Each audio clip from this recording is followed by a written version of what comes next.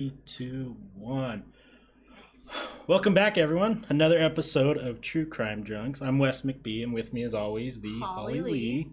And today we're covering a little bit about the new Netflix documentary, Murder Among the Mormons, but more importantly, we have someone who was recently featured on that show, Dorie Olds.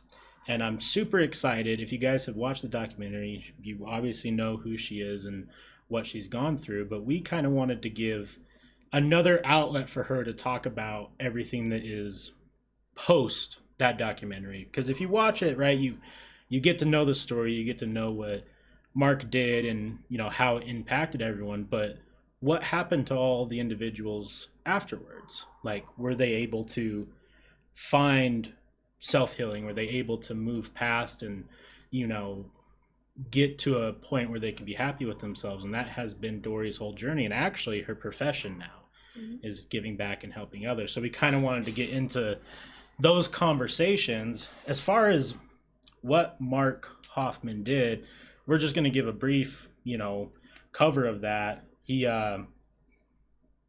in the early or the mid 80s, he had done a bunch of forgery for documents that he was selling for high ticket value.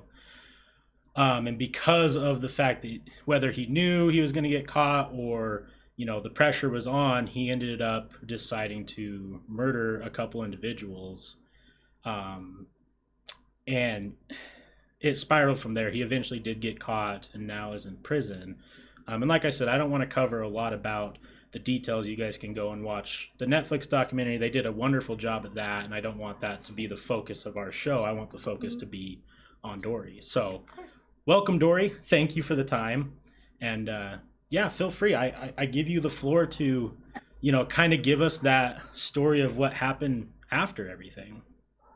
Well, thank you very much for having me on the show, and I'm glad to get to know you and Holly. And I this is really a great opportunity to talk about things. So I appreciate that. Yeah.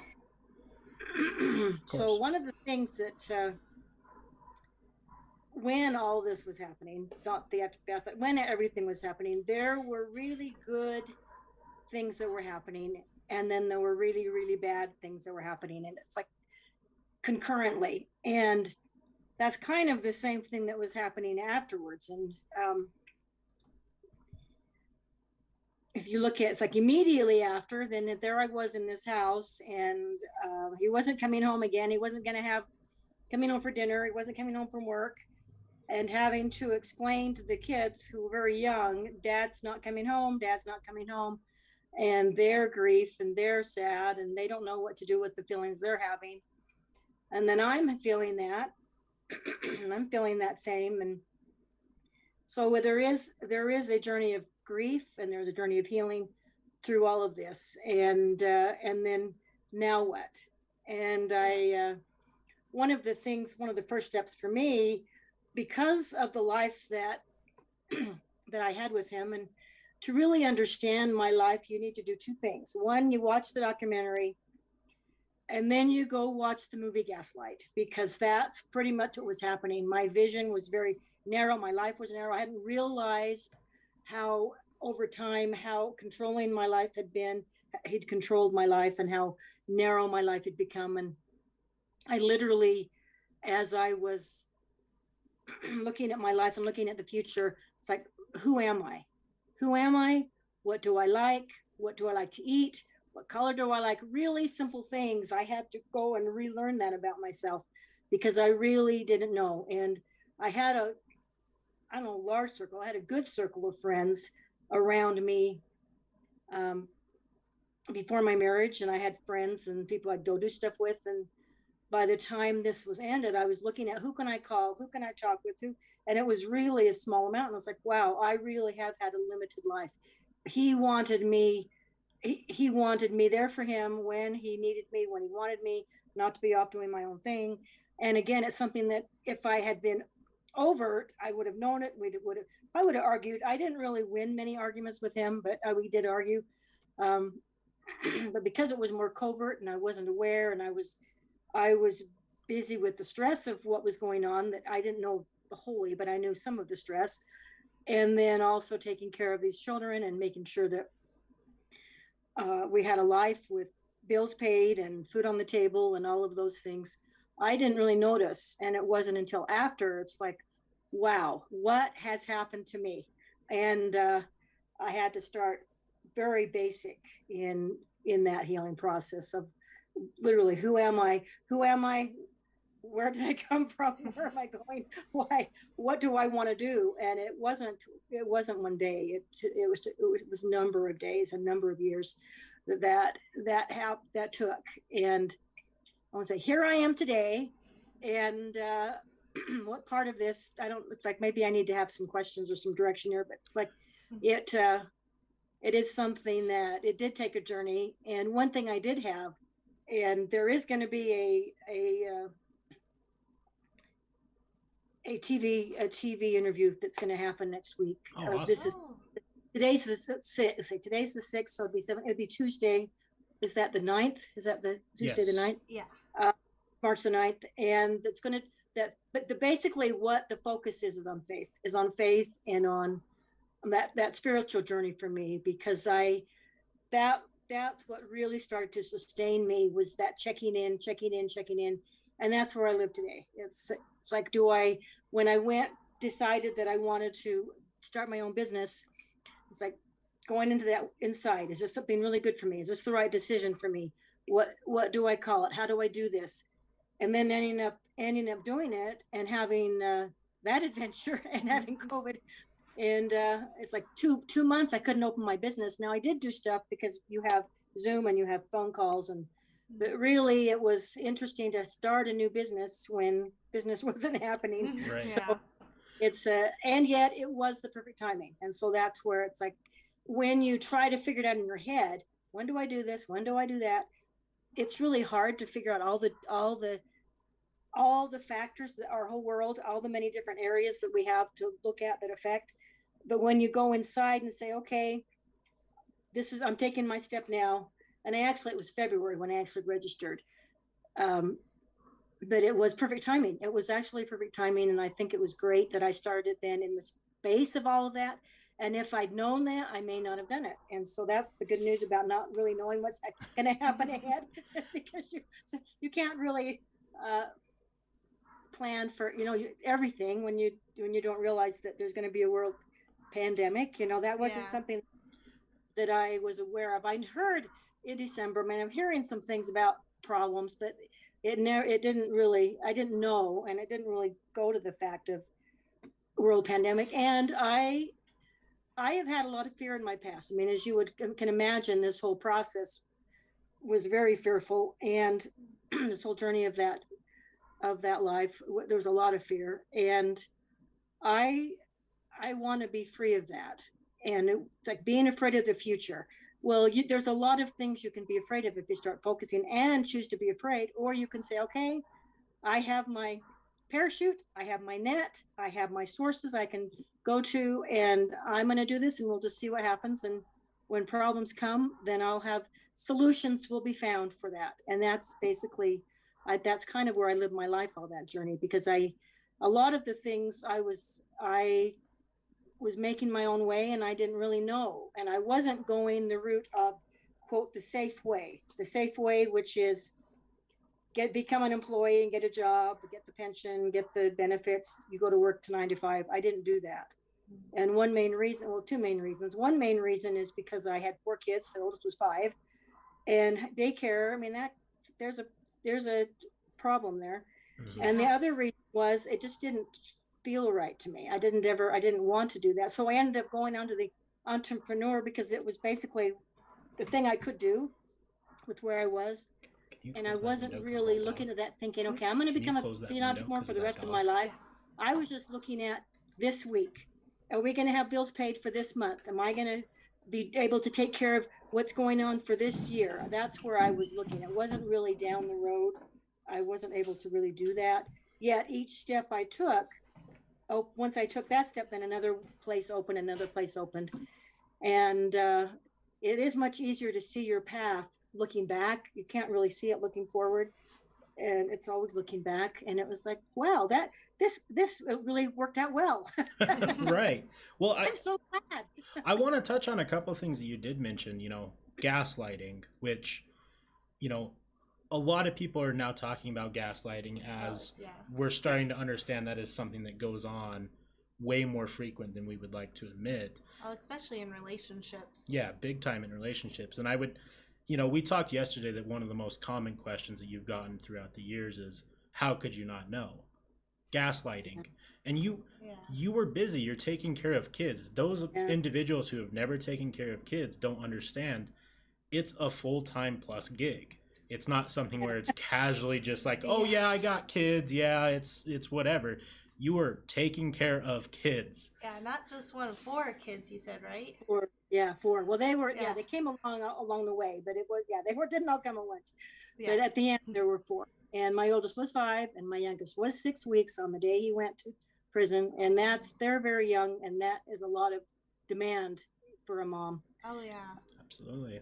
The other part of this is that when you're looking at something, because I knew something was up, I knew something was wrong, I would ask questions, I would try to figure out what was happening, why, there's some energy there's something that's not being told, or there's something.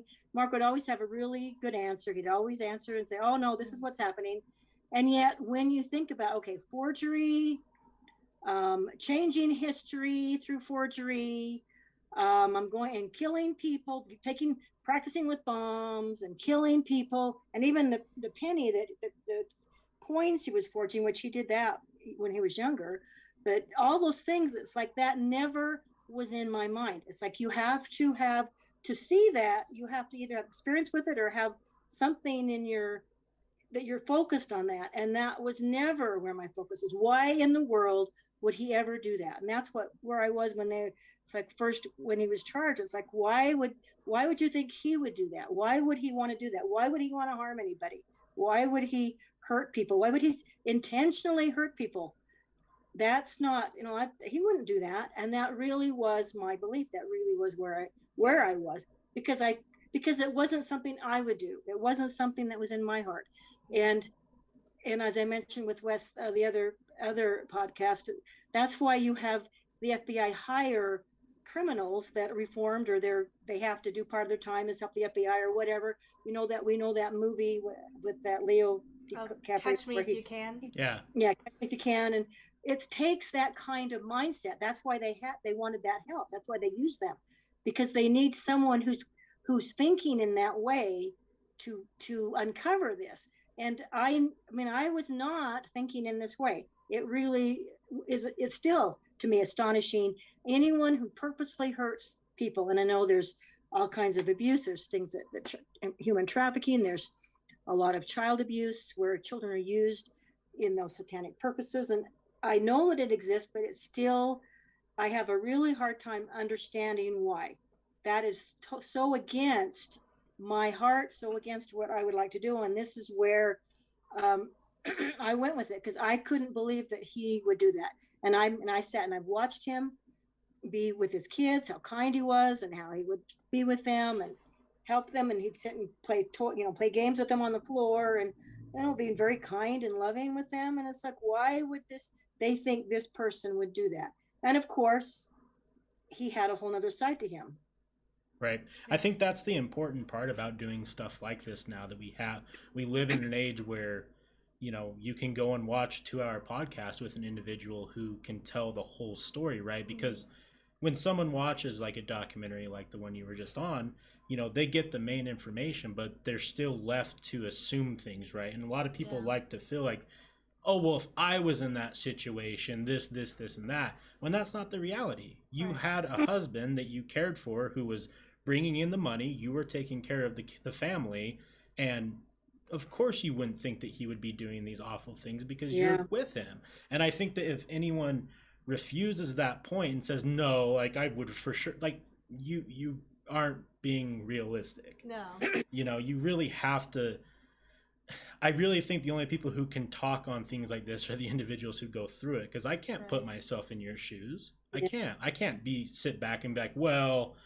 what if I was in it? I'm sure I could have noticed something. That's just it's not realistic. It's not realistic, and it's frustrating, I'm sure. If you look at all the people that he conned or swindled or whatever the word you want to use, they didn't know. You know, I know that Ken Sanders, he had some inklings and he didn't trust him. And there's some people that were looking like sideways at him, like, I wonder. But they were buying things from him, and they were excited because they were getting these documents they wanted, you know. And I've had mostly men. I don't know if I've had any women, but mostly men that have said, you had to know. And then I've had women come to me and say, you know what, it wasn't the same situation, but I had this and this happen, and I didn't know. I had no idea. I didn't know at all. And so it's like, well, see, it's not just me. You know, I'm not the only one, you know, that didn't know. And I was talking with when I talked to Carol Makita,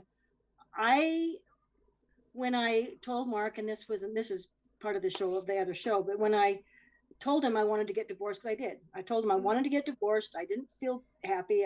Something needed to change. He got really angry, and we had a big fight, and he got angry, and I kind of looked at that, and I started hearing in my head, just wait. Whenever I come up with mad and thinking, I got to get out of here, I got to do something, I can't stay anymore, I'd hear, just wait. And I believe that part, and I believe that part of my not knowing, and maybe it was all just because I was busy and just because all the things were happening, and maybe it was because I wasn't supposed to know, because I believe that if I had confronted him in any way, if I'd said something in any way, I think that he would have killed me. I think if I'd tried to do a divorce, he would have taken the kids and run. It's like, you see these stories, and there was that one, Susan, I can't remember who, Susan Powell.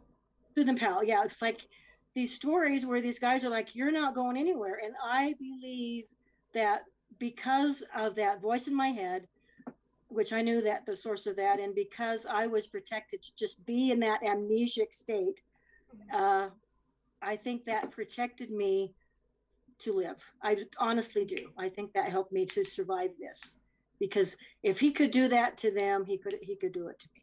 And I do know that when I kept hearing that, just wait, it's like, why do I need to wait? What is it?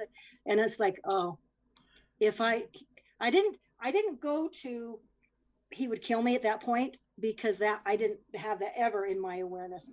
But I went to, well, it probably wouldn't work. He might take the kids. I had that thought. He might take the kids, or it might be really bad, and maybe waiting would make it better.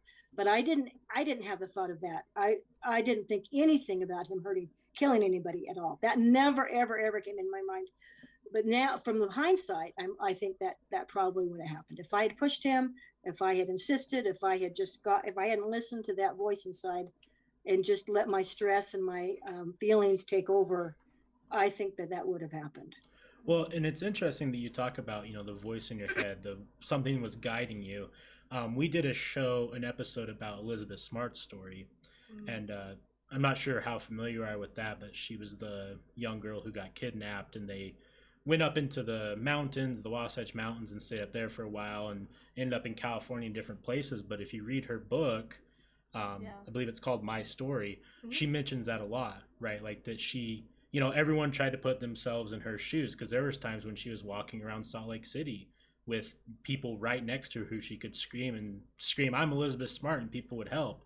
But something in her head always told her, like, if I do that, he's going to kill me.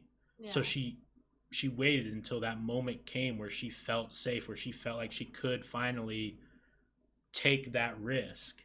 And it's interesting that you also had that. You had that voice in your head telling you, like, maybe I need to wait just in case. Yeah. Well, it wasn't maybe. It was just wait. It was very, very definite. And then I would hear that, and I'd think, okay, I can do one more day. I can go a little bit longer. I can do, and it would just help me get through that, because our marriage was not working. It really, and you can imagine why it wouldn't. And you can see the reasons why it wouldn't.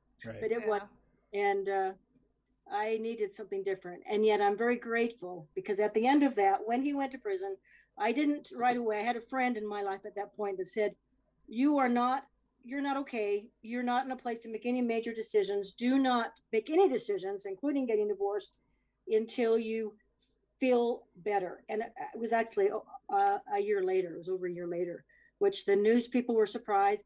I think Mark got lulled into thinking I was going to be there. I think he fooled himself, or he thought that meant something, because that I wouldn't, because when I finally did file it, it really surprised him. But and now people are like, why isn't she getting divorced? Why? It was like, what's wrong with this woman? Why is she staying married to this guy? And that was why, because I didn't have the consciousness to do that. I wasn't really able to make those decisions. And one day when I woke up and I felt more myself, I thought, okay, I can start this process. And because of that, I think I had the shortest, cheapest, quickest divorce ever. And I call it my 5-minute divorce. But because I went to the judge and told him who I was, and I was starting to say something. He says, you don't need to talk. Granted, the fee was waived. The 3 weeks was waived. Everything was done. And I actually was supposed to go back, and I didn't have to go back. They just took care of everything for me. And I was like, wow, Right. that was so good, And the only challenge with it was there was one employee that worked there leaked to the Deseret News. So my divorce decree ended up being on the front page of the paper.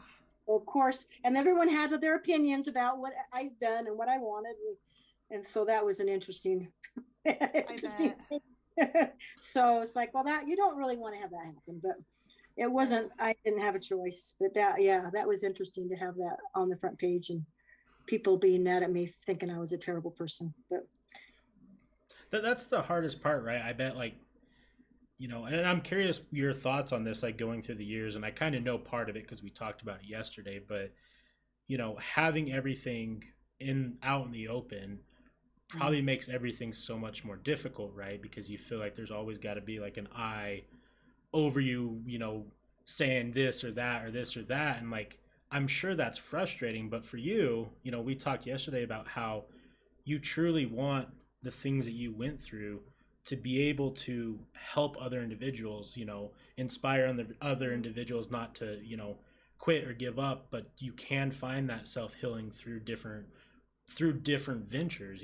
That's what your whole business is about now is, you're helping individuals, whether that's through healing or massage or Reiki or, hypnosis. You're helping those individuals try and be a better person because you went through a journey to try and become a better version of you.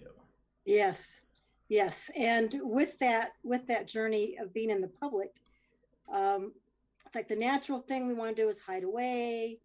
I had a lot of shame in my life before, so that was touching into shame, and it was touching into not all the things that I had.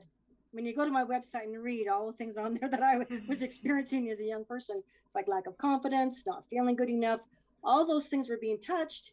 And yet I could not prevent it from being seen. I could not prevent that anything that was out in the open from being seen. And I had to learn how to be okay with it and know that I had to take action.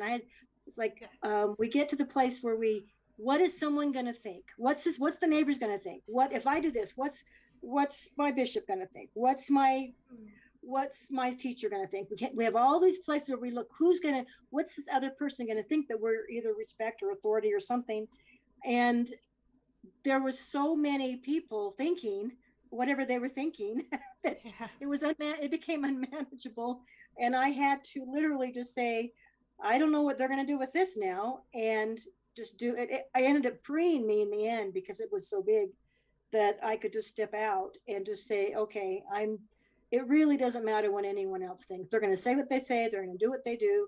There'll be people who will be really mean and say terrible things. People who'll be really nice and be very kind and supportive. It's both. This been happening all along. So that really, in a way, freed me to start being me, which was a real problem for me because I had that.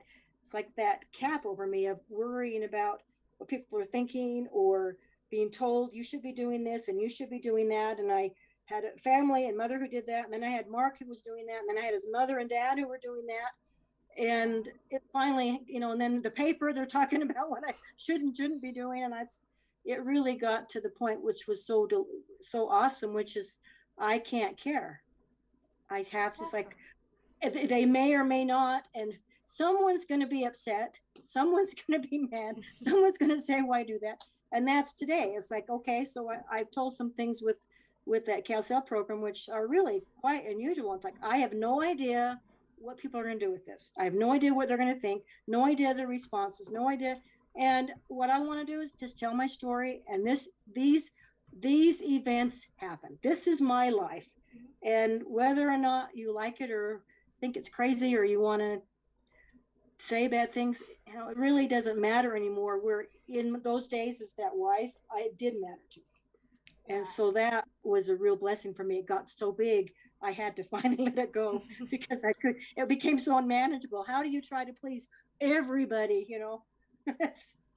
And the one you really want to please is yourself. But right.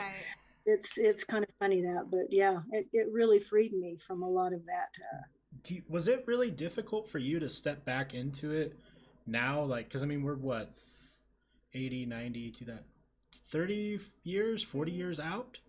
Was it super, did you kind of just want it to be buried, or were you more comfortable now coming back into it and doing something like, you know, this Netflix documentary? Because I remember talking to you a week or two ago, you know, explaining the magnitude of how big Netflix is nowadays and how this is probably going to get, you know, the most eyes on it since it happened. I mean, was it difficult to jump back into it and be like, okay, I'm more comfortable, I know who I am now, so this is the best time to come and tell it? Or did you just kind of still want it to be buried so you can move on? Well, the answer is kind of both.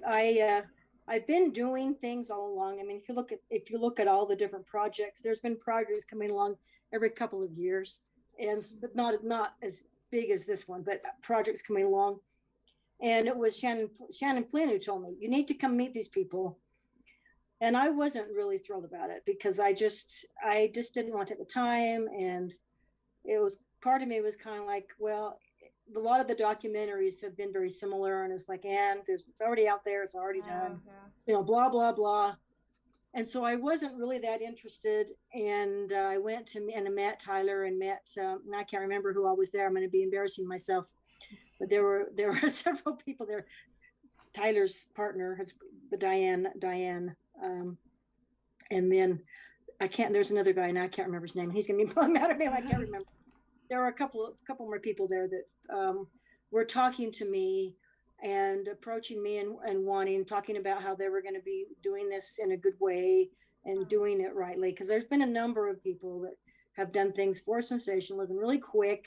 It's like, get for the headlines, for the ratings, for the money, quick. And they weren't going to do that. And I thought, well, I'm going to be similar to my hypnosis story I told the other day. You're going to probably bother me until I do this, right? You're going to probably, I figured, and it wouldn't be the same without me. I mean, my input and where I am and what, I mean, that definitely was an important part of that. And so I finally decided that it felt like a kind of a pain in the butt to do, but I thought, well, I'll do that. I'll go ahead and do that. And it was a small company. It was an independent company. They'd done a couple of things that had gotten awards, and you know, they were a good company and very well respected and professional, but it was small. And so that's where it started. I probably would have done it, but I would have had more hesitation if I'd known it was with Netflix initially, because that was like probably way too big for me. But but that maybe that worked out perfect, that it kind of just moved, very smooth transition from not Netflix to into Netflix. And I just got told afterwards, oh, now we're part of Netflix. So that I wasn't involved with that part. But it definitely is interesting to have it be a really a worldwide story. It really is interesting to have a big worldwide story. Yeah. And I know there's a whole bunch of books out there. I mean, I've looked at a few of them, but I haven't really read them. The parts I've read of the books, I didn't feel like they were really accurate, and I didn't really like them. So I haven't really read them, but I went with, I don't know how long it was. I was single. It was after my divorce. and I was an LDS. There was a I don't know if there was a group that was going to Lake Powell, a singles group, and I got invited, and I was able to put together my going there with the kids and money and all that. And I remember walking onto the houseboat and introducing myself, and this woman said, "Oh, I know who you are," and she shows me my picture in this book that she's reading. And I was like, "Oh, really?" And I said, "Let me tell you, and I started talking about myself. So I don't need to know anything about you. It's all in my book." Oh, okay.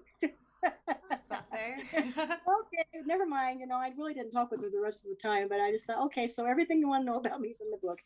And I don't know how accurate that was, but it's interesting that's an interesting experience to have that happen. Yeah. And someone shows you, "Oh, here's your picture right here." And it's like, yep, that's me. So so you never know what's going to happen. Speaking of Netflix, how was that?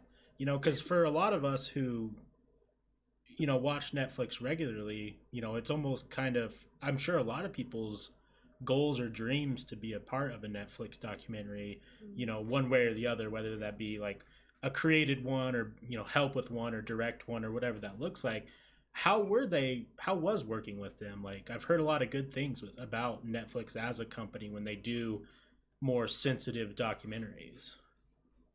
Well, I was having conversations with Tyler, and he would call me every once in a while and just ask, see how I'm doing. And he was, I mean, they were all on the group, the whole group were doing their job, and they were talking to me when they needed something from me.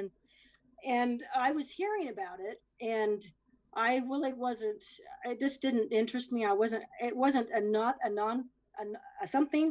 non-thing to me. It's like, oh, well, I didn't really know what would happen with that. And I was just working with Tyler. So it didn't really matter to me. It didn't seem like it would make any impact on me in any way. And so when they finally did go with Netflix, when they finally decided to do that, and I had a conversation with Tyler, and he said, "Well, we're with Netflix, and you've been put on as consultant." And so it's like, oh, okay, so now I'm the participant, and now I'm a consultant. And it was quite lovely when I went to the mailbox, and there was this nice mailbox. So that was like, yes, that was awesome. Yeah. And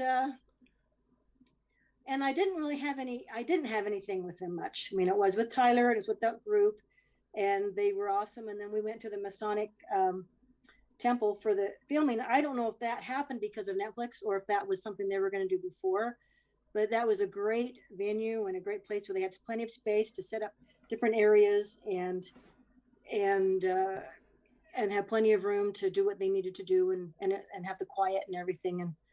And I went my day. I mean, I had my turn. I got picked up and brought in over and then did my turn, and actually had enough time that I was there enough time that I got to have lunch, filmed, then had lunch, and then filmed again. So I felt very cared for. And I don't know if that was Netflix or if that was Tyler. And there were some Netflix people there introducing themselves to me, thanking me for participating, very professional, very kind.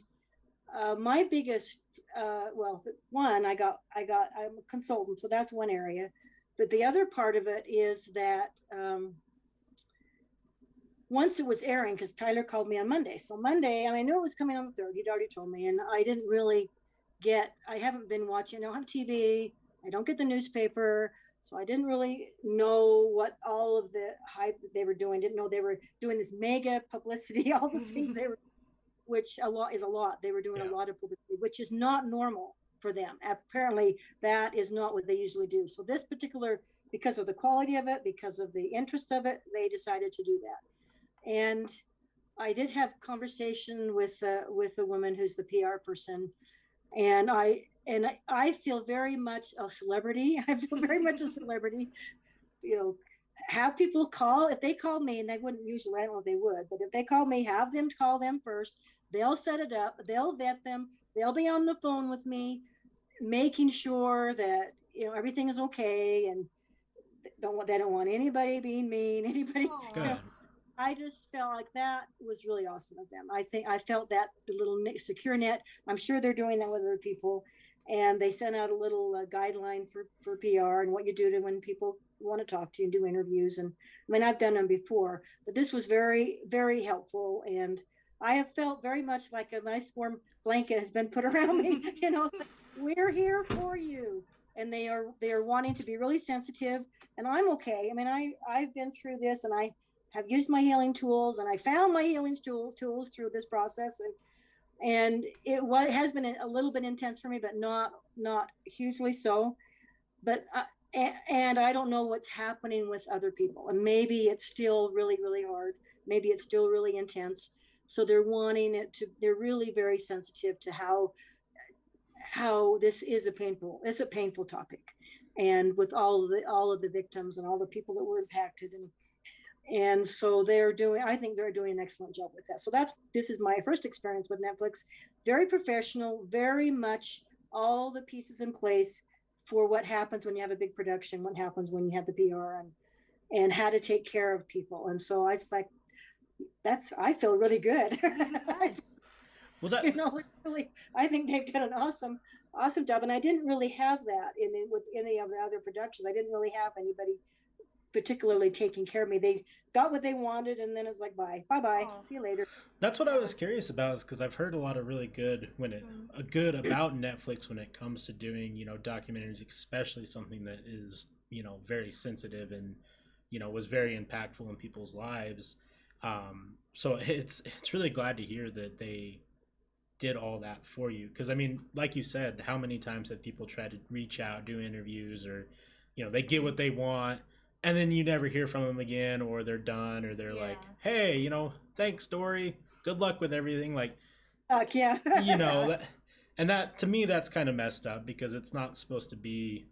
To me, sometimes I think people take advantage of these awful situations, because it is clickbait. It's an article. It's something that people are going to get attracted to. It's something that people are going to be interested in, but they forget that that content hurt people, and you have to take care of those individuals who got hurt. So that makes me happy knowing Netflix does that for individuals, because you never know when you get to big corporation, there's always bad things you hear, and then sometimes the good stuff doesn't get brought out. So I'm glad that we could hear some good stuff. Yeah, the only thing I really knew about Netflix was they had a monthly subscription, whatever that was. I could pay monthly and watch movies. That's really all I really knew about Netflix. Yeah, it's the basics of it. But as far you mentioned, you found these healing tools that you were able to, help you get to where you are today. And by the way, I don't know if we mentioned, she is the business owner of the School of Creation. So if you guys are interested in what Dorie does today, you can go over to the schoolofcreationutah.com and kind of see what she has to offer and what she's doing as far as services. But I'd love for you to tell on here. I know we talked about it yesterday, but dive a little bit into the healing tools that you used, and then the healing tools that you offer individuals who come to you for help. Yeah, there's the three main ones are Reiki, hypnosis, and lymphatic massage. And each one of those in their place did help me, and are actually still, because it's not like I'm done. I think every one of us are on this journey that there's always more to heal, or more to learn. And you don't have to have a big traumatic thing like this, or it could be feeling traumatic and it just not something that is on the news. It's something that's more quiet, to have that healing. And the Reiki is something that's really, it's hard to talk about analytically. You really have to experience it. And because it's been around a long time, and because it's been used by a lot of people, you start looking on the internet, and you can find some really crazy, wacky stuff out there that isn't what I would call Reiki, and I wouldn't work with those people. And I think this is where that discernment comes in, and this is where, as you start listening and hearing what that voice that you trust in your head tells you, and where do you go, and where do you go, and what tools do you use, because it's individual for each one of us. And but Reiki is a great tool, and what Reiki does is it increases your frequency. And if you look at like the hertz, you look at something in hertz. Now Gary Young, who was the owner of Young Living, which is essential oils. He said that anything below 57 hertz, there's illness. So you want to keep everything above. And one thing with essential oils is it raises your frequency when you use essential oils. That's why people like to use those. And with Reiki, that's another thing that it does. It raises your frequency. And we are beings of light. We're all beings of light, and we feel better when we're in the light. We feel better when we have that light around us, unless we've gotten distorted and things have happened and maybe choices made where we find ourselves wanting to run away from that because of where we are. Now, if that happens, then there's definitely needs to be some healing. But that it raises the frequency, and the energy will go first to your arc field, first to that area, that invisible area around us, to feel in and heal that, and then it will go to the body. And because I've done it for so many years, it was 1997 when I first started, and it, like anything, the practice you have with it, the amount of experimenting you do helps you learn that. I can do quite a number of things that I think it's quite fantastic that I couldn't use it for when I first trained in 1997. But it really is good for healing. It's really good for healing of body, mind, spirit.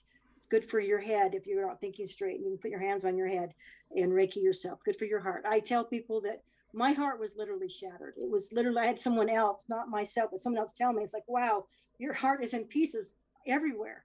And it's like, we need to help, you need to gather it back together. Well, let's see, how do I do that? And so how I did that, because it is back now, how I did that over time was be honest with myself, be true to myself, do those things, and noticing, where that is and where that isn't, and going in that direction.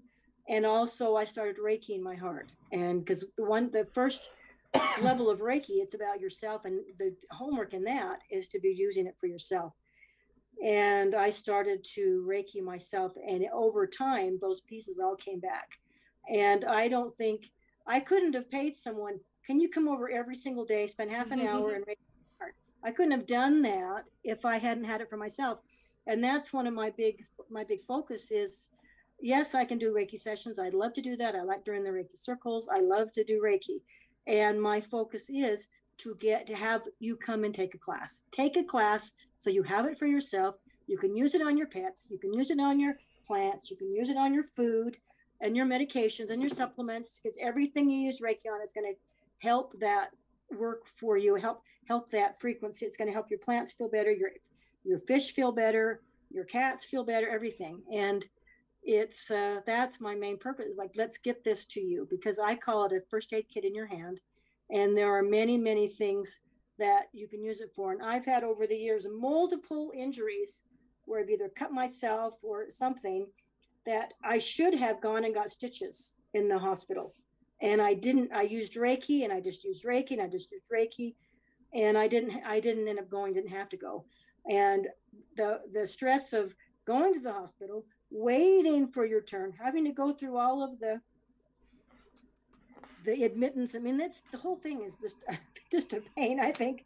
And then you go to the end and have this big bill that you get, especially for me, because I didn't have insurance. And so, I mean, I took my son once to when he really injured his leg bad, and it was like $2,000, the bill for the emergency room. And it's not cheap. And so every time I'm not able, I don't have to go there. I'm hooray. And I could sit in my home, focus on my hand or my finger or what was going on. And it took a little while. And yet in the end, it healed up without having to leave my house. And that I really like. Now, if you get the idea in your head, you need to go, don't you Reiki, go to the hospital. You want to follow whatever you're getting, because it's not a replacement of certain things if that's what you need. If I know someone broke their arm, I'm not going to do Reiki first. I'm going to have them go to the hospital, get the arm set or whatever broke, and then when you're in a certain place with that, then come in and I'll start doing Reiki. But you wouldn't be the first thing I would do. So this is where you have to rely on yourself and what feels right to you. But that's my big passion. Let's get this in everybody's hand, and we can all Reiki each other. because even though I Reiki myself, it's so nice when when I get to be on the table and someone else is Reikiing me. Oh, I love that. You know? It's so sweet. And so that's for me with the Reiki. And it was, I don't even know where I heard it or how. I think it was just something divinely told to me, because I don't even remember where I learned it from, but I knew I wanted it, knew I needed it. I found the right teacher, and she really was a master, and she really helped me learn a lot about it and what got in the way, what was helpful for it. And I ended up going through all levels and getting master instructor. I ended up getting master instructor, and that is great. And I had a woman ask me the other day in a networking meeting, she said, "What is your favorite?" And I thought, well, it's hard to say, because it's like your children. Which one is your favorite children, and which one you let go? And you really can't let any of them go. But the Reiki is the one I started with. That really would be my favorite one. Even though I love the others, that was the start of my journey. And then I ended up doing the lymphatic massage. And interesting with lymphatic massage, once you have Reiki, every single session you do, you get Reiki. So it just happens. And so while I do the lymphatic massage, that person is still getting Reiki, even though it's not specifically for that. And then I learned the hypnosis. And I also have a couple other modalities, which I was realizing the other day.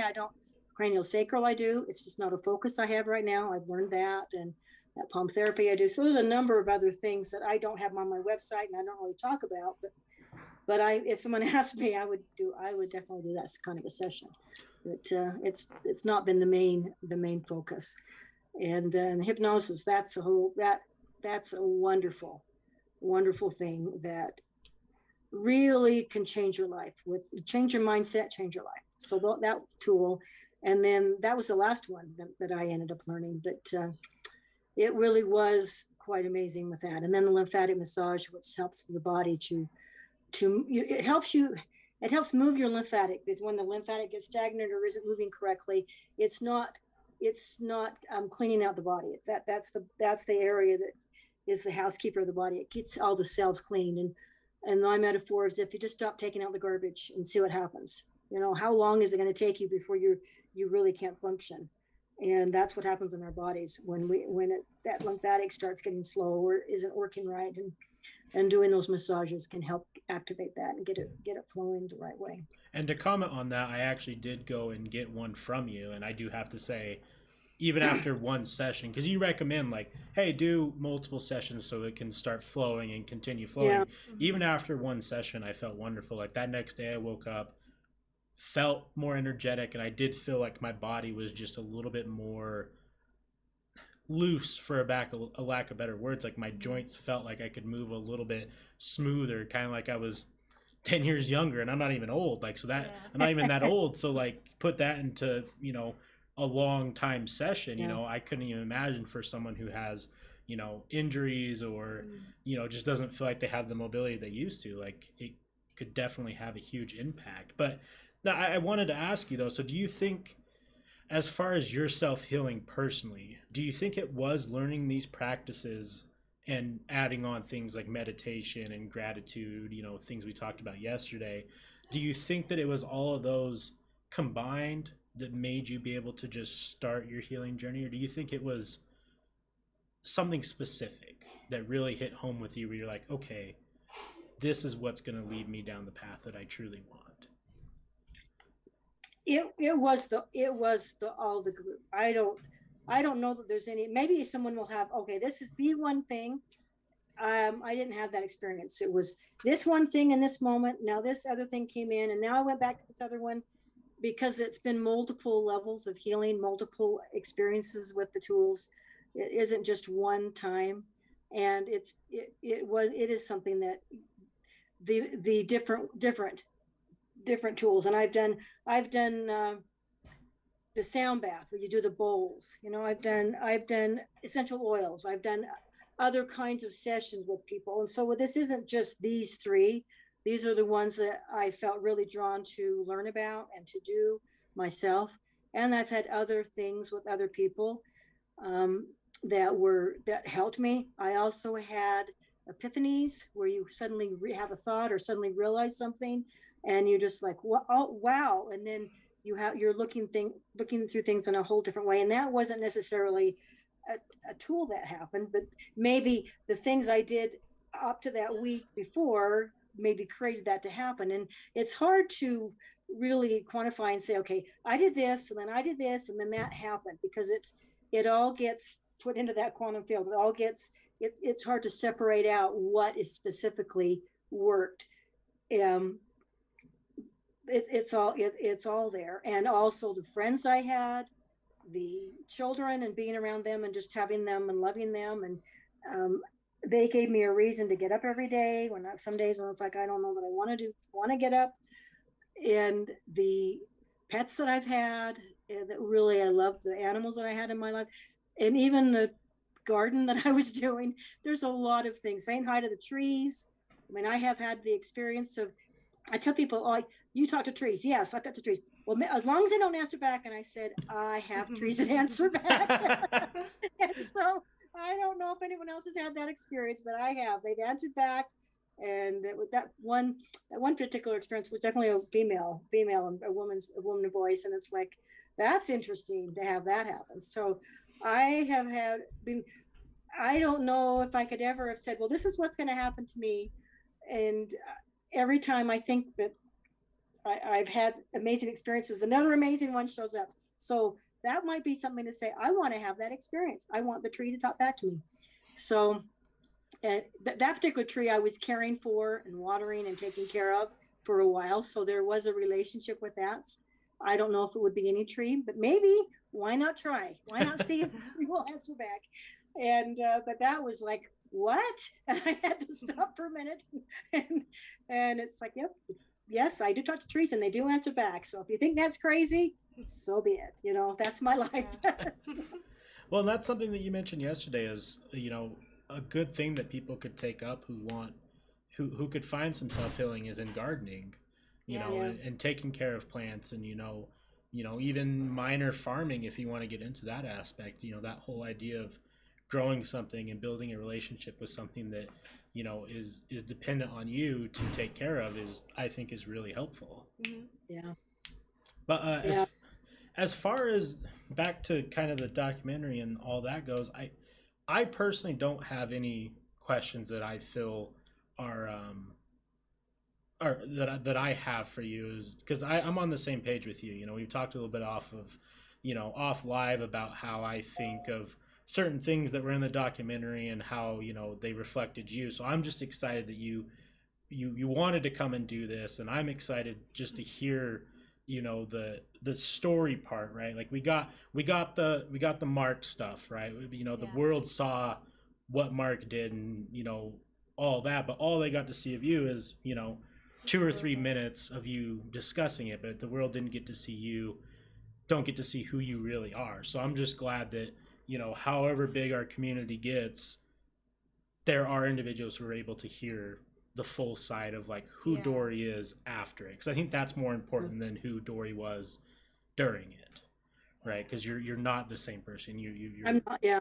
You're vastly different. So I want to thank you for coming, and giving us the opportunity to speak with you and gain the knowledge and the how to handle ourselves too in the future, like things that we can do to improve. Because I think that if anyone listening takes something away, it's regardless of what your past is, you can still go after your dreams. You can still make an impact. You can still give back and help. So, and I think that what you're doing right now with the School of Creation and everything like that is going to be wildly more impactful than even you might think now. Wow. Yeah, that's I've had that thought before. It's like, just wait kind of thing. And not just wait like it was before. It's like, I don't know if you may be really surprised about what happens here. Yeah. What I want to say is, yes, I get to tell my story, and I've told it multiple times because it's of interest and it has a big impact. And what my job is now is to hear the stories of people who aren't in the limelight, who may not have people who are willing to hear their stories. It's like, I want to hear your stories. I want to hear what you have to say. I want to hear the difficulties, what you went through, and then let me help you design a blueprint. What do you want? How can I help you get there? That's my job. But I'm so willing to hear people's stories because it really is important for us to tell them and be heard. Yeah. Tell your story and be heard. So if you need a place to come and tell your story, I would so be willing to just to hear that and to validate you and to honor you for your journey and for your stress or trauma or whatever it is, because there's a lot of stuff happening out there. I get to be the one that has a story that's public and a lot of people were involved in, but there's a lot of quiet stories that is very traumatic and very hard and very stressful that no one really knows that what the trauma was or what that person went through. And I think it is important that we tell our stories and then we say, okay, here's what it is. Now, what do I want to do with this? And how with my life and maybe help you rewrite your story so that it's different story. It's a different story that you can tell now, a different way. So that's what I want to do for people. And there's a lot of stories out there and each one matters. I think that's super awesome, especially nowadays. People are becoming more vocal of what's happened to them and being able to have a community and a place to go to feel validated, especially because I think that's the biggest thing is you may tell your story, but if you don't get a good response back, could be more impactful. More trauma. More traumatic, exactly. And I think today too, like, we're trying a lot better to not just say someone's a victim and give them that identity, to, acknowledge that someone went through something, but to listen and hear and be helpful. I feel like for a lot of years that wasn't the case, but we're finally getting to a point where, people are comfortable coming out about certain traumas because of course people are going to judge because we can't get rid of all the assholes on the planet, but there are a lot of people who are coming out and being very helpful and being accommodating to individuals who do go through some sort of trauma. And I think that that's probably one of the best things about the time period we live in right now is, there's communities to help, there's communities to listen, there's communities to, go and just be comfortable with who you used to be or who you want to be. And we have individuals like you, Dorie, who are willing to reach out that hand and just listen and help. And, the more people who are like that, I think the better everyone in the planet's going to be. I mean, as corny as that might sound, but, if everyone's on the same boat and we're all helping each other, we're going to rise together. But if we keep, not helping each other, it's going to sink back down. So, I mean, it's tough. And then we have a comment here from Mrs. Mia Wallace saying, Dorie rules. And I agree. I agree with you very much. Yeah, we actually are here. I think if people tune into their hearts, we are actually here to help each other. There's a piece that I have that I can do. There's a piece that another person has that they can do. And we need to each do our piece and it all fits in together to be one big puzzle, but all pieces matter and all pieces are needed. And it is important. And I'll share a story. I haven't told you yet, Wes. I'll share a story. Oh, perfect. My morning. And so I thought, well, that's probably because I need to share that. And as I was doing my journey, and as I was doing the Reiki, and as I was looking at what I wanted to do, and it wasn't really this big aha decision. It was more like, okay, I'll take a step here and I'll take a step here. And then one day it's like, oh, I noticed I stepped into this and I'm doing this now. When I would look at the different healers the different people that are writing books and are doing the same things that maybe same or similar things I'm doing, and are doing other things, other energy healing or other kinds of massage. And for me, there was this, well, they're doing that. I don't need to. They're doing that. They're better than I am. They're obviously more experienced. They're obviously look at their book. They're so professional. It's like, how can I be next to this person who's doing all these things? I'll just not, I'll just do it quietly, and I'll just not do this here. I'll just do. Every time I've had that thought, it's like, no, you're not going to do that, and you are going to do this, even though it's like, that's all true. You're needed with your flavor, with where you are, with your location, whatever it is. And that has helped me keep going, because that inside part of me that's like not good enough or can't compare or whatever it is. I have gone to that multiple times, but every time I go there, it's no, you're needed. You need to keep doing this. You need to keep getting out there. You need to keep learning. You need to keep doing this. And that has helped me, because if I hadn't had that, I probably would have not been so public with it, or maybe not even gone into business, because I really didn't have at that point the confidence to do that. But yet when I was doing it, people were having a different experience. They were having whatever was going on was changing, and so it was making a difference. But I think that's the thing to look at with each one of us. Sometimes we put people on pedestals, and I don't know if you put me on one. If you did, please take me off right now. But because I don't want to be there. But there is where we look at other people and think, wow, oh, look at they're doing. Wow, they're just so awesome. They're so wonderful. And we're not looking at ourselves. We don't realize ourselves. And I don't know really all that I'll end up contributing here in my life. I don't know. I just know that where I am right now and what I'm doing right now. Yet every time I go to that place and think, well, maybe, it's like, stop. You get out there right now and you go do what you're supposed to do, and don't stop, or you may get a kick in your pants. You know, it's like, right. So I have had to just let go totally of any of those thoughts. And that's true for every one of us. And that even if there's all these Reiki people, if you want to do Reiki and that feels like you should do it, you go do it. You have your own circle of influence. You have your own flavor, your own way. You're going to help people because there's a lot of people in all the modalities I do. There's a whole lot of people doing them. Yet I have my own flavor. I have my own passion. I have my own way of looking at it that may be just unique for me. And I know I have my own frequency, because no one's frequency is the same. We all have our own fingerprints. We all have our own frequency. And so when you take my frequency away, it changes. And so it matters. And so you matter. And if you find yourself wanting to do that, please go ahead and please do it. And if you have those ideas, say, okay, Dorie didn't want to get kicked in the pants, so I'll stop too. So I had to stop so I didn't get kicked in the pants. But because those are the thoughts that would come. And how can I compare? Or how can I?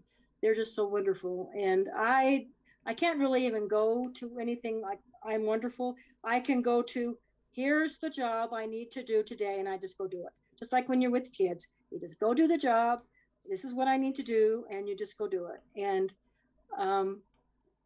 then just honor the other healers and honor the other people that are out there, which there are many.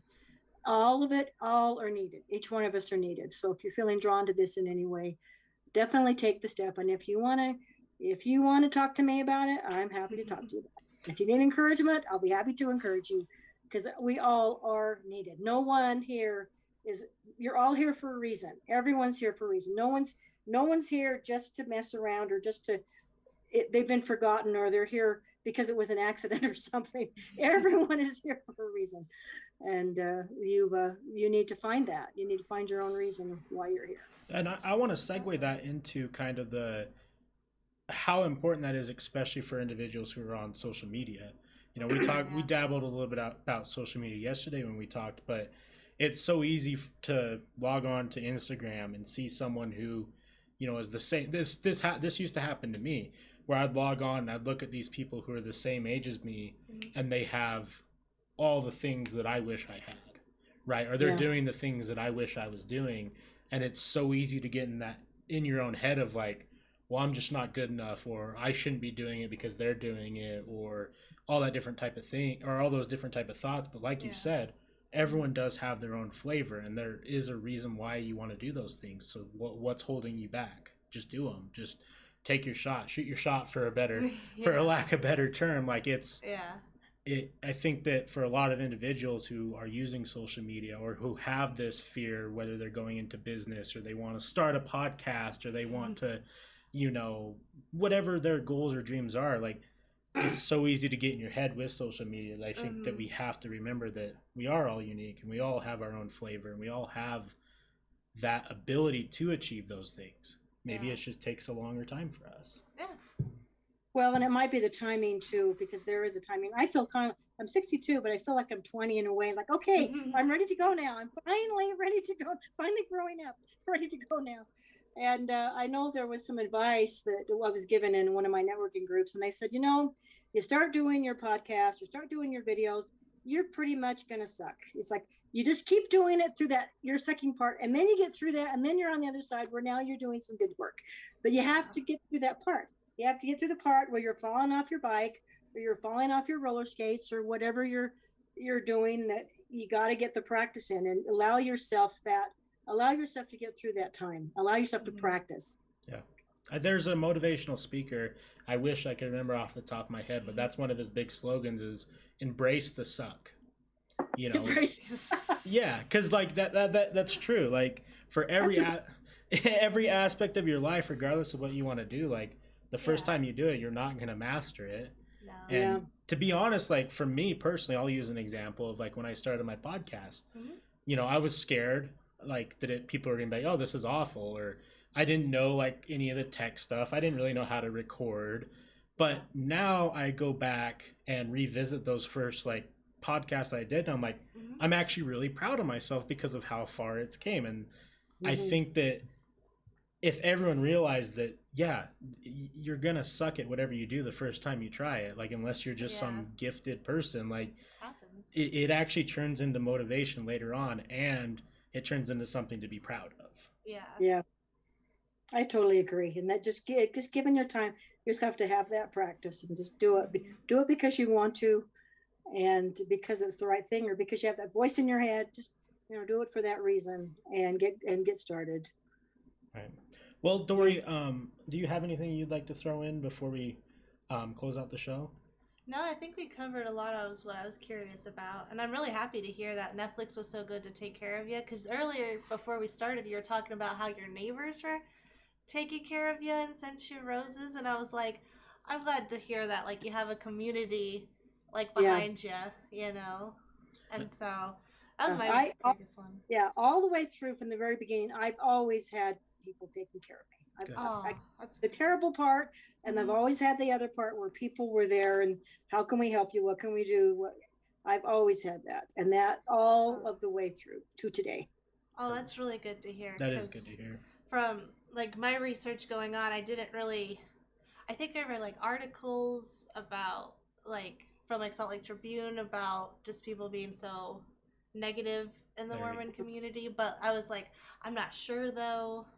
So I'm glad to hear that like from beginning to now. I did have experience of negativity with Mormons, but I also I had both sides. It wasn't one or wasn't just the other. Yeah. And I had both sides. And so it never has it been all negative, never has it been all positive. And there has always been, with that negative and with some of the nastiness, there's always been good there too. It's never just been all nasty. Oh, that's good. That's what I was curious about. I also did read an article that I think just got posted maybe a couple days ago about the LDS Church helping out your son at some point. I don't know what this story necessarily was about, but like with clothes to go on his mission or something like that. Okay, so I'll tell you the story. So when you're missionary, when they get the mission call, and they get the date when they're going to go and go on their mission, they have to be prepared, and they have to they're going for 2 years or 18 months or however long you have to take your things with you. And so you have to prepare, you need to get those things together. And when I was working in the other company that previous to the one I'm in now, and I got to know Judge Rigtrip, and Judge Rigtrip was involved with Mark's case. I can't remember what parts of it I can't remember the areas that he was over, but he was involved with that. And he was on the same floor, and I would go over and say hi to him if he was available. He was a retired judge doing mediations, and so I would talk with them. And so when my son got his mission call, I said, thought you might be interested. Let me, he's going to be going on and went to Germany. He was called to go to Germany, and that's where Mark's family was from. And so that was kind of cool. He had relatives that still lived over there. I told him, I said, well, I'm pretty sure that the family will take care, because you have to pay each month for their support of the missionary. So the family will pay each month to make sure that missionary has what it needs. And they have their account that you pay into. And I thought, well, I think with the family, they'll be able to cover that. I'm not sure yet how that's going to get covered, how that's going to get paid for. And Judge Gridtrip said, let me make a call to Matt, because Matt Christensen, who is the father of Steve Christensen, who Mark murdered, had this clothing store for men, and they would specialize in putting together clothing, what the missionary needed for it to go. And so Judge Gridtrip made a call, said, so it wasn't the Mormon church, it was Christensen family. Yeah, Mr. Mack, right? Yeah, Mr. Mack. So he said, let me make a phone call, and then we made arrangements to go down and meet them. And it was a couple of brothers. I remember a couple of brothers were there. I mean, how would that be that you're meeting the wife and son of the person that took your brother away? I mean, that's got to be impactful. And they were very kind and very polite and helped us find everything. And I'm noticing all these things. You got to have shirts, you got to have socks, you have to have the suits, and they start piling up and all these things on the counter. And then finally it's like, well, this is all that you need. Okay. And they put it into the bag. I think we even got a suitcase, and then we put everything into bags. Not one, I don't know, have any idea what anything, there was not one price tag listed, not one, no invoice was put together. I have no idea what the price of all that was. And then we walked out. And that father and that family donated all of that for my son's mission. I mean, that is really an amazing story for the family who's the father of that family took away their son. That's so that's thing. And I was told not to tell that story. I was the only thing you have to do is never tell anyone. And then I went to a meeting a number of years ago with Ken Sanders' anniversary. I think it was 95. I'm not sure. And they were talking about things, and Al Rust with his story about him, how much he loved Mark, and he felt like he was a son, and he just had to forgive and let it go, which he did. And so there was this talking about forgiveness, and I cannot not tell the story. I'm breaking my promise.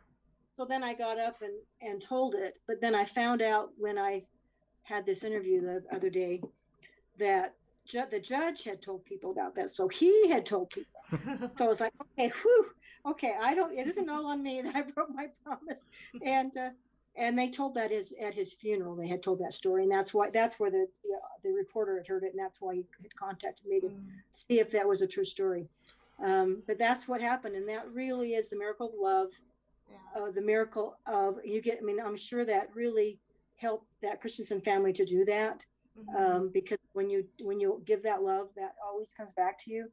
And it certainly helped my family, certainly helped me, and it really helped me with a lot of I don't know that I was walking with guilt. I don't know exactly what I was feeling, but something happened with my family. I mean, it happened that involved my family, and there was a weight that was lifted with that, which was kind of like I can actually go on in life, with having had this happen. I didn't realize at the time that I had a weight, but once that happened, that it did lift, and I felt better, and I felt like it was okay, or even though this terrible thing happened, that it wasn't something I had to really carry around a long time. And so here's an experience of love, and that's another tool, because that helped me with my healing, having that happen, and just the love that was expressed, and the kindness of those brothers, and all without any strings attached. It was like nothing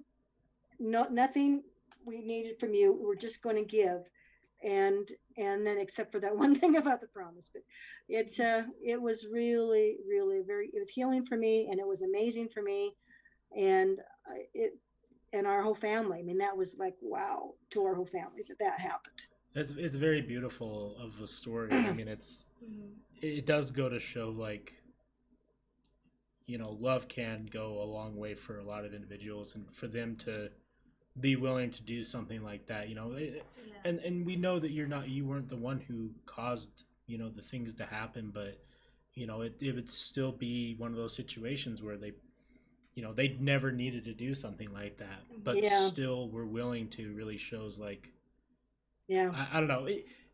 I think in today's day and age, we are so programmed to think how bad people are, but then we don't get stories like this where it's, true love and kindness is the moral of the story. So, I mean, I appreciate you sharing that with us, and, That's awesome. shout outs to Mr. Mack. And his family, his wife, everyone in that family. We'll I'll shout out. Yeah. Shout out to them. Well, then what we're gonna do then, Dorie, is thank you for coming on. Yeah. And spending some time with us, and sharing a little bit more of the backstory of what the documentary didn't cover.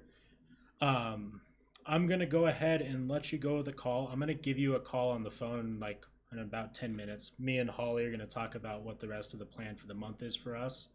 Okay. And then I'll call you and talk a little bit more about when stuff will go up, and then obviously what the plan is for you and I on Monday, and then we'll go from there. Okay, awesome. And thanks so much for having me on.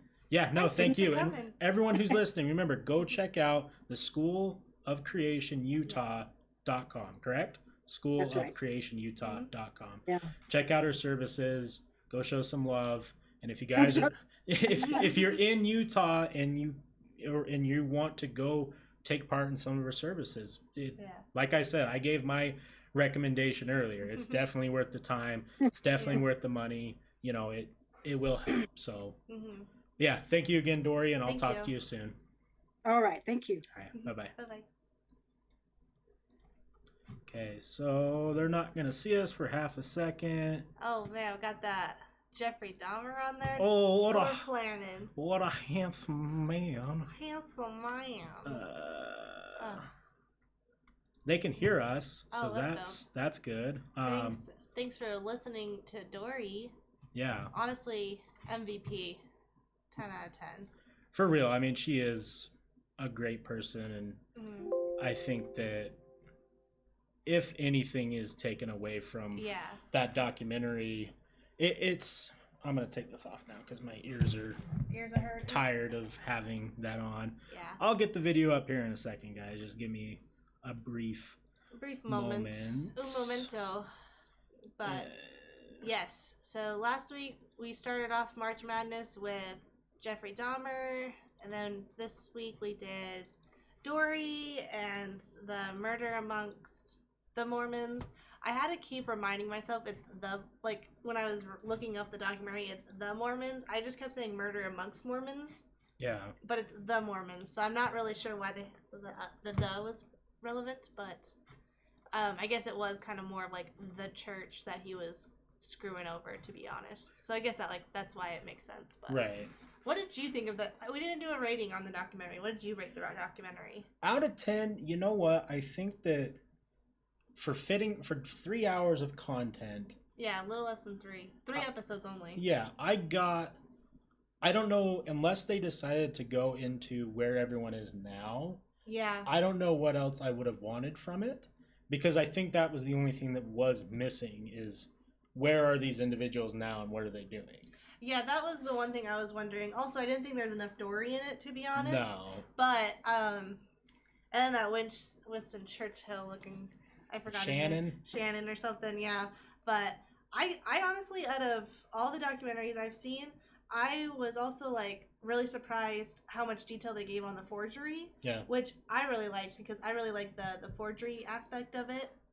So honestly, I'd give it a solid 7 to 8 out of 10. Yeah, I think that's right. For documentaries go, it's a short 3 hours. Literally, you can do it in one sitting, and it's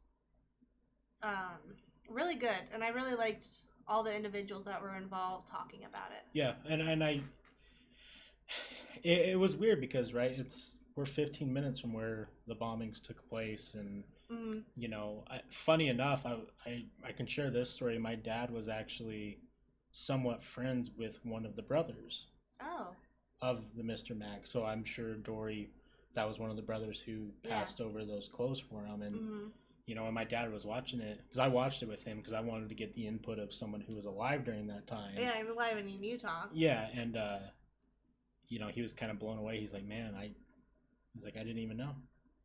He's like, I didn't know that was them who, you know, were impacted. Yeah. And, you know, it's just, I don't know. Dorie's amazing. And, you know, I've got to know her over the past couple of weeks, and I really do think that being able to go through something like that, being married to a man who you have no idea is plotting all these evil things and is doing all these evil things, and to find that out and still be able to, you know, get to a point in her life where she's been an entrepreneur her whole life, and you know, she's now running a business all by herself. It's pretty impressive. Yeah, you know, that goes to show a lot about who she is as a person now, and a character, like her character strengths, and you know, because how many people would have gave up, you know? Many, probably. Many would have, and especially just her also now wanting to help other people is really significant, because I feel like I was saying, it is nowadays people are willing to more talk about what happened to them, and I think having a good resource and an outlet to be able to talk to people is awesome. Yeah. Because, it's just, I recommend anyone who's listening to this and you haven't gone and watched the documentary, go do it. It's worth the, you know, few hours of time commitment, and it's, you know, it's emotional. There's a lot of emotional parts, and you know, you get to understand the bigger picture of things, and you know, I do have some theories that I'll keep to myself, and some, you know, personal opinions I'll keep to myself, because you know, it's one of those things where who knows, right? But yeah, so we didn't talk about it at the start, which is my bad, but this was the kickoff of our March Madness. Yes, March Madness. I'm just looking at, because I wrote it in our calendar and I forgot my laptop because we were obviously doing an interview. Yeah. So I didn't really plan for remembering other things. I was a little preoccupied, so no, I don't want. Oh, gosh, so what our plan is for March Madness is we're bi-weekly, but we're going to do an episode every single week. And then actually Holly brought up a great idea, which we might start either April or May, where her and I rotate weeks. It's like, let's say the first week we do a show together, and then the next week I do one by myself. The third week we do a show together, and then the last week Holly does one by herself. So that way, not only are we getting more content out to you guys who are listening, but we can do dives into things that wouldn't really justify having us both research and come and talk for only like 30 minutes. Yeah, but especially because I feel like we both are also interested in different crimes as well. Yeah. And like, there's certain things that we can definitely do on our own. Why is this not working for me? Anyways, here, but I can pull it up. It's on the here. True Crime Junks Gmail, which you can email us at truecrimejunks@gmail.com, or go to our website, True Crime Junks. You just have to go to the calendar. But the calendar. Yeah, the calendar. On here? Yeah, if you go to the little the bars, go down the calendar. Oh, okay. Sorry, Oh, you're good. That's just how it is. So next week, I was thinking, this month is Women's History Month. We did talk about that disappearance, but I was thinking, what if we did the Eileen Warner? Eileen Warner? The hitchhiker serial killer? Okay. Because she was one of the first female serial killers that was like really big. Okay. And then also kick off Women's History Month, you know? Right, you got to. And then after that, we're going to read the book, The Psychopath Test, and kind of go over psychology in true crime, which is something we've talked about every episode, about doing an episode on, which during March Madness kind of seems like the perfect time to talk about the psychology of it. And then after that, probably do occults. Not sure which one yet. But. Yeah, I think that I was looking at some that I think would be fun to do. I had a list pulled up, but I didn't. Popular culture. Popular culture. That's not what I meant. Yeah. Gosh, which one was it? I think that needs to be covered at some time. The Manson family. I don't know. Well, we can do that one maybe a little bit later, just kind of like an easy week, because I mean, obviously some cults, like the Manson family's easy research. Heaven's Gate was super easy. Jim Jones, the People's Temple was really easy. I think that's just cults in America. Why do people join? I don't know. 6 infamous ones. Because I think that kind of like how we waited to do like Bundy. Yeah. You know, Bundy and Manson are the two. OG, everyone knows. Yeah, everyone knows the story. So it's hard for us, like, sure, we can put our spice to it and make our jokes and whatnot, but like, as far as actually bringing something to the table that is worthwhile, it's tough with those ones because everyone already has. Yeah, that's why I think the Eileen one would be really good because I know she's known but not really talked about a lot. Right. The Branch Davidins? Is that the what the purple Kool-Aid turned into? No, the purple Kool-Aids was Jim Jones from the start to the beginning. Right, but which one was it where they went and kind of had their own island and had a standoff with the army? Wasn't that him? That was still Jim Jones, I think. Or I think that might have been... I know Children of God was a pretty interesting one. I think that one would be... A good one? Yeah. Children of God? Because I've heard about it, but I don't know a lot about it. But yeah, because everyone knows the purple Kool-Aid and everyone knows the Mansons, but that one I don't feel like we've talked about a lot. Or I've heard about a lot. Yeah. Sorry, I'm just reading.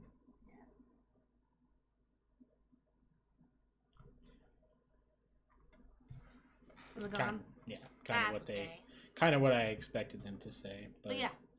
But anyways, so yeah, March Madness, we're gonna do one every single week, and then we'll go back to our bi-weekly, and then slowly come back with a weekly kind of thing. But we'll get there when we get there.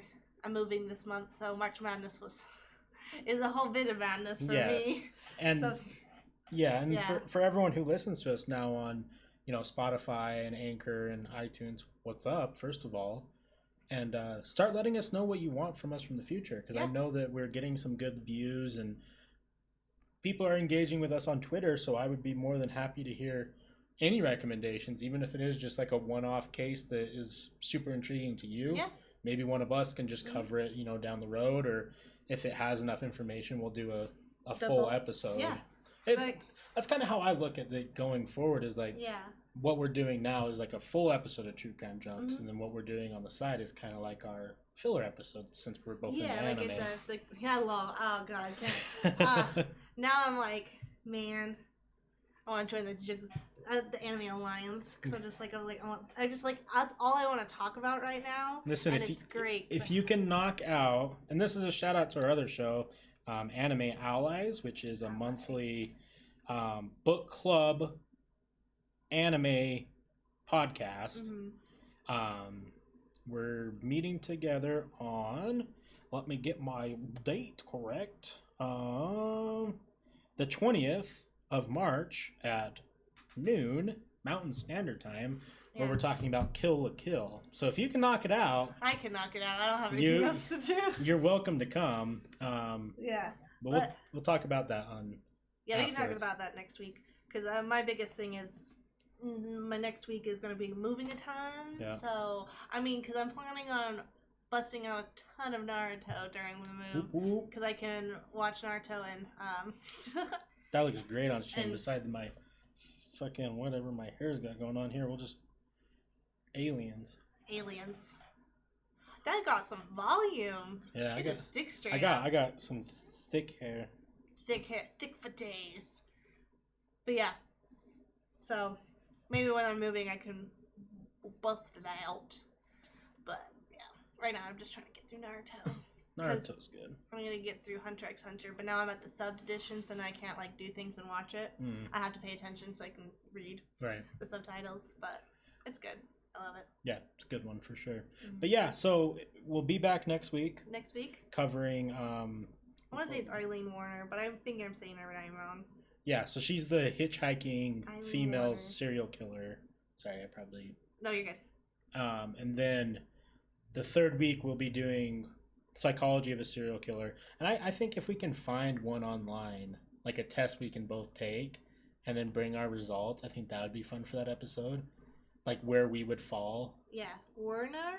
So it's Aline, Wuornos. Yeah.